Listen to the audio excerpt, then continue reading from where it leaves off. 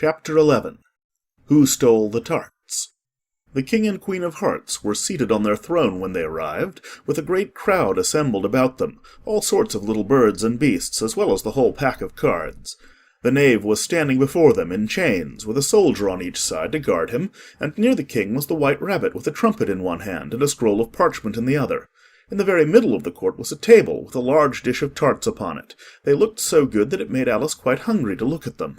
"I wish they'd get the trial done," she thought, "and hand round the refreshments." but there seemed to be no chance of this, so she began looking at everything about her to pass away the time. Alice had never been in a court of justice before, but she had read about them in books, and she was quite pleased to find that she knew the name of nearly everything there. "That's the judge," she said to herself. "because of his great wig." The judge, by the way, was the king, and as he wore his crown over the wig, look at the frontispiece if you want to see how he did it, he did not look at all comfortable, and it was certainly not becoming. "And that's the jury box," thought Alice. "and those 12 creatures." She was obliged to say creatures, you see, because some of them were animals and some were birds. "I suppose they are the jurors." She said this last word 2 or 3 times over to herself, being rather proud of it, for she thought, and rightly too, that very few little girls of her age knew the meaning of it at all. However, jurymen would have done just as well. The 12 jurors were all writing very busily on slates. "What are they doing?"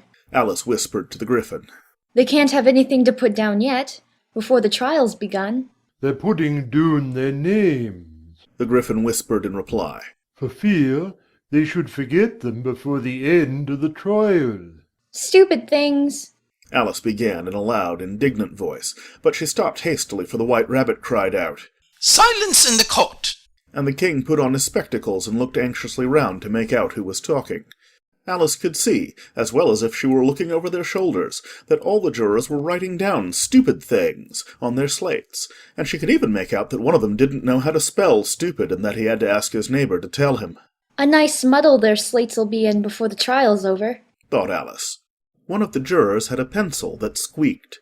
This, of course, Alice could not stand, and she went round the court and got behind him, and very soon found an opportunity of taking it away. She did it so quickly that the poor little juror, it was Bill the lizard, could not make out at all what had become of it. So, after hunting all about for it, he was obliged to write with one finger for the rest of the day, and this was of very little use, as it left no mark on the slate. "Herald, read the accusation," said the king. On this the white rabbit blew 3 blasts on the trumpet, and then unrolled the parchment scroll and read as follows. The Queen of Hearts, she made some tarts, all on a summer day. The Knave of Hearts, he stole those tarts, and took them quite away. "Consider your verdict," the king said to the jury. Not yet, not yet. The rabbit hastily interrupted. There's a great deal to come before that. "Call the first witness," said the king, and the white rabbit blew 3 blasts on the trumpet and called out, First witness! The first witness was the Hatter. He came in with a teacup in one hand and a piece of bread and butter in the other. "I beg pardon, your majesty," he began, "for bringing these in, but I hadn't quite finished my tea when I was sent for." "You ought to have finished," said the king. "When did you begin?" The Hatter looked at the March Hare, who had followed him into the court, arm in arm with the Dormouse. 14th of March, I think it was, he said. 15th. said the March Hare. 16th. added the Dormouse. "Write that down," the king said to the jury, and the jury eagerly wrote down all 3 dates on their slates, and then added them up and reduced the answer to shillings and pence. "Take off your hat," the king said to the Hatter. "It isn't mine," said the Hatter. "Stolen," the king exclaimed, turning to the jury, who instantly made a memorandum of the fact. "I keep them to sell," the Hatter added as an explanation. "I've none of my own. I'm a hatter."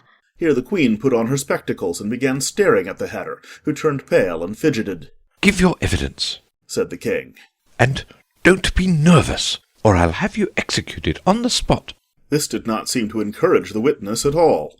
He kept shifting from one foot to the other, looking uneasily at the queen, and in his confusion he bit a large piece out of his teacup instead of the bread and butter.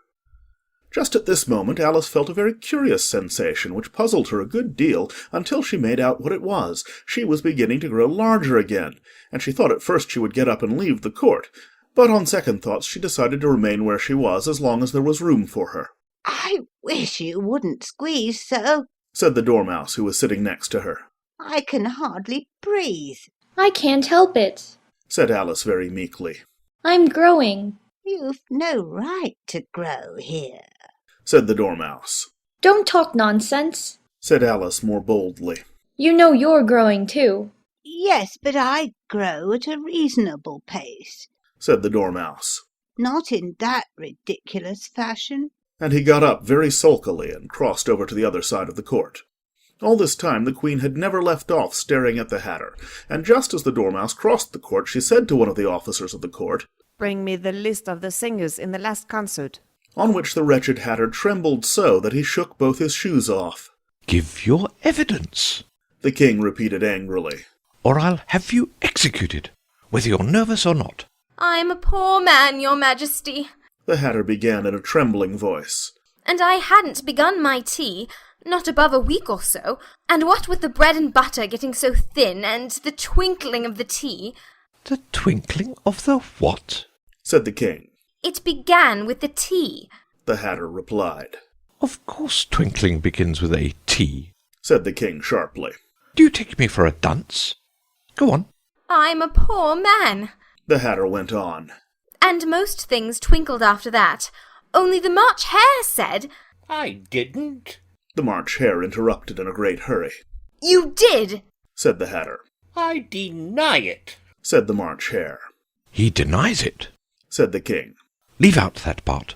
Well, at any rate, the Dormouse said— The Hatter went on, looking anxiously round to see if he would deny it too. But the Dormouse denied nothing, being fast asleep. After that, Continued the Hatter. I cut some more bread and butter. But what did the Dormouse say? One of the jury asked. That I can't remember. Said the Hatter. You must remember, Remarked the King. or I'll have you executed. The miserable Hatter dropped his teacup and bread and butter, and went down on one knee. I'm a poor man, your majesty. He began. You're a very poor speaker. Said the King. Here one of the guinea pigs cheered, Ha ha! and was immediately suppressed by the officers of the court. Woo! As that is rather a hard word, I will just explain to you how it was done. They had a large canvas bag, which tied up at the mouth with strings. Into this they slipped the guinea pig head first, and then sat upon it. I'm glad I've seen that done. Thought Alice. I've so often read in the newspapers at the end of trials. There was some attempts at applause, which was immediately suppressed by the officers of the court, and I never understood what it meant till now. If that's all you know about it, you may stand down. Continued the King. I can't go no lower. Said the Hatter. I'm on the floor as it is. Then you may sit down. The King replied. Here the other guinea pig cheered and was suppressed. Hooray! Hurrah! Come, that finished the guinea pigs. Thought Alice. Now we shall get on better. I'd rather finish my tea. Said the Hatter with an anxious look at the Queen, who was reading the list of singers. You may go. Said the King, and the Hatter hurriedly left the court without even waiting to put his shoes on. And just take his head off outside.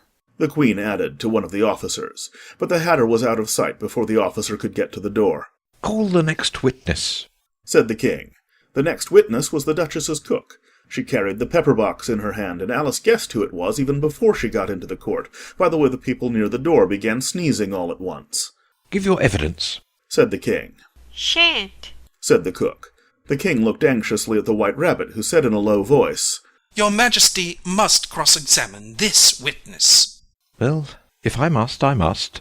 the King said with a melancholy air, and after folding his arms and frowning at the cook till his eyes were nearly out of sight, he said in a deep voice, What are tarts made of? Pepper, mostly. Said the cook. Treacle. Said a sleepy voice behind her. Collar the Dormouse. The Queen shrieked out. Behead the Dormouse.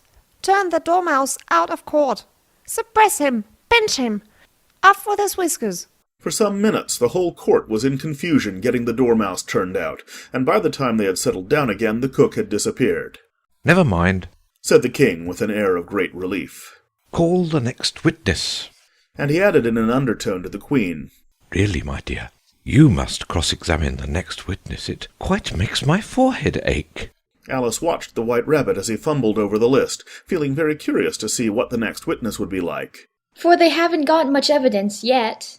She said to herself, Imagine her surprise when the White Rabbit read out at the top of his shrill little voice the name Alice! End of chapter 11.